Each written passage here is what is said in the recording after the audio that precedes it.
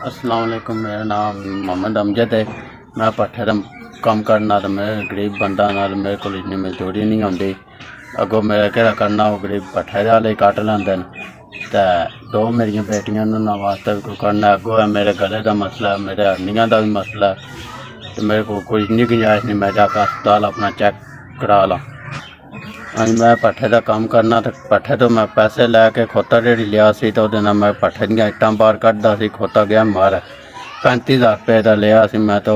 मैं हूँ गरीब बंदा ओह् केह्ड़ा करना।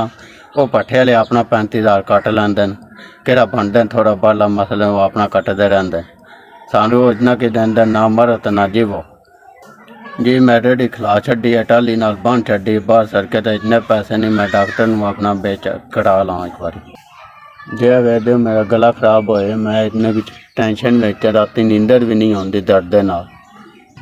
और मेरा अल्लाह दे सिवा कोई आसरा भी नहीं। तुहाडा भला होवे जी, तुहाडा कल्लिया मैं 6,000 रुपया लाद पिया। अल्लाह तुहानू चोखा देवे, बरकत पावे इस कम्मे, तुहाडी रोजी खुली लगे। अल्लाह ताला तुहानू सेहत देवे, अल्लाह ताला तुहाडा भला करे। तुहाडा पहुंचिया 6,000 रुपया मेरे हत्थे विच है। अल्लाह तुहाडे बच्चों की जिंदगी करे, अल्लाह तुहाडी करे जिंदगी।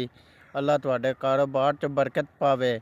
अल्लाह ताला तुहानू सेहत देवे। जी तुहाडी बड़ी मेहरबानी है। 6,000 रुपया लब्भा है, मैं डॉक्टर कोल जान दा, अपना भी इलाज करान दा ते तुहाडे भी मेहरबानी है चौखी सारी। तुहाडे बच्चों की भी मेहरबानी, तुहाडी भी मेहरबानी। अल्लाह तुहानू चोखा देवे, अल्लाह तुहाडे बच्चों की जिंदगी करे। ने मेरे को इतना कि मजबूर हो गया, मेरे दवाई जो के पैसे नहीं है, मैं हूँ दवाई लवां दा। अल्लाह ताला तुहानू खुश रखे, सेहत देवे, तुहाडे बच्चों की जिंदगी होवे। अल्लाह ताला तुहाडे बच्चों की सेहत सलामत नाल खैर खुशाई नाल हिफाजत करे। तुहाडा पहुंचा 6,000 रुपया मेरे को आ चुका है।